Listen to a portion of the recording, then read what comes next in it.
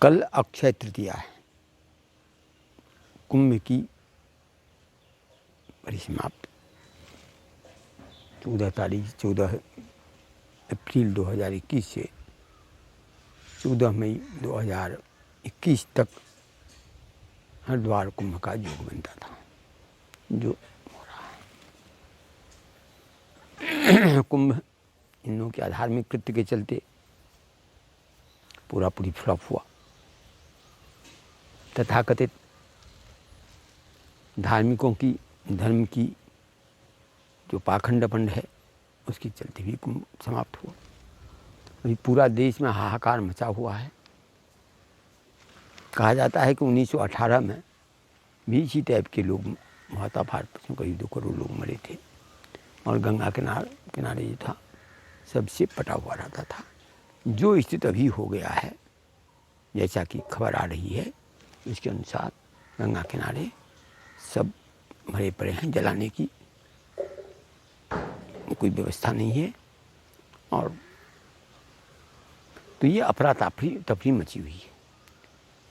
हमें ताज्जुब होता है कि यदि 1918 में ऐसी घटना घटी है तो उस समय में ही 2016 का समझौता हुआ था, जिसके तहत गंगा में प्रथम बांध बनने की बात आई थी।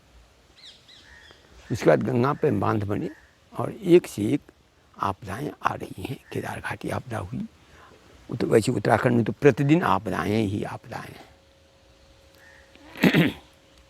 बादल फट रहे हैं, यानी इससे कहाँ बादल फट जाएगा। देवप्रयाग जैसे स्थिर शहर में, जो कि वो पौराणिक शहर है, उसमें बादल फटे हैं।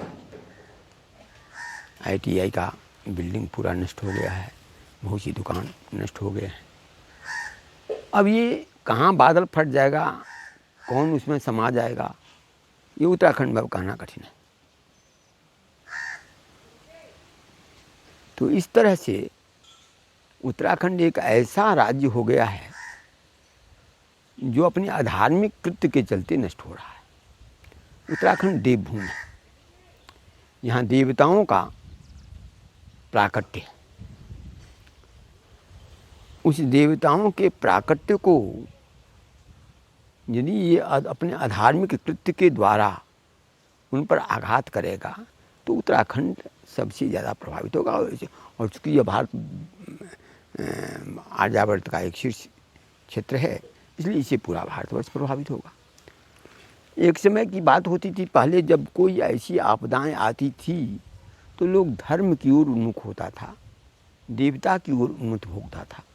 आज एक ऐसी स्थिति हो गई है कि इतनी आपदाएं हैं, कौन कब मर जाएगा इसका कोई ठिकाना नहीं है। अभी प्रतिदिन खबर आती है कि वो पत्रकार मर गए, वो ऐसे व्यक्ति मर गए। एक से एक नए व्यक्तियों की मरने की सूचना आ रही है। बूढ़े को तो गिनता कौन है और सर्वसाधारण को गिनता कौन है। तो इस ढंग से प्रतिदिन मरने वालों की संख्या बढ़ती जा रही है। कब तक जिंदा है, कौन कब तक जिंदा है, इसका कहना कठिन है। क्योंकि ये भी खबर आ रही है कि हॉस्पिटल में जाने के 48 घंटे के अंदर बहुत से लोग मर जा रहे हैं, बड़े बड़े हॉस्पिटल में। इस अफरा तफरी में भी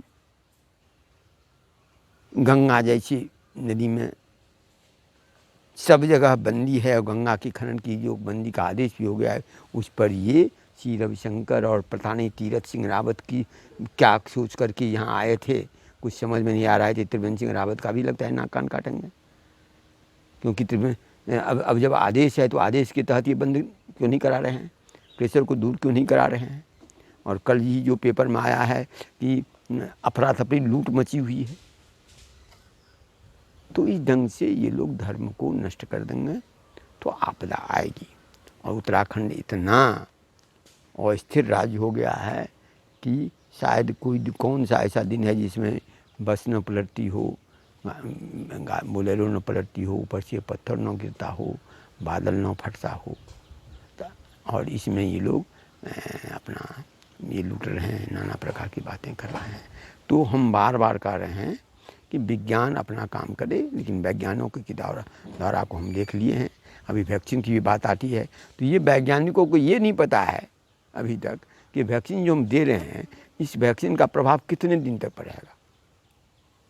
बहुत से लोग कहते हैं मैक्सिमम 1 साल तक रहेगा। तो यदि 1 साल रहेगा तो दूसरे साल क्या फिर वैक्सीन लगाना पड़ेगा, क्योंकि कोरोना तो जा नहीं रहा है। कोरोना तो 2020 में जो रूप लगाया उससे कितना गुना बढ़कर 2021 में लगा रहा है। अब पता नहीं 2022 क्या होगा, 2023 क्या होगा।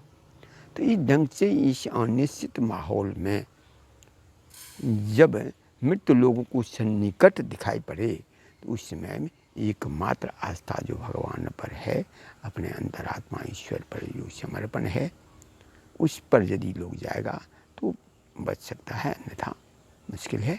और जीवन को शुद्ध पवित्र होना जरूरी है, क्योंकि कभी झूठ का बोलबाला है। सरकार तो झूठ का ठेका ले लिया है, सरकार की तो बातें नहीं है। सर्वसाधारण जो अपने आप को बनते हैं वहाँ भी झूठ का फैलाव है। इसलिए लोग सत्य धर्म का पालन करके ही बच सकता है, अन्यथा बचना मुश्किल है।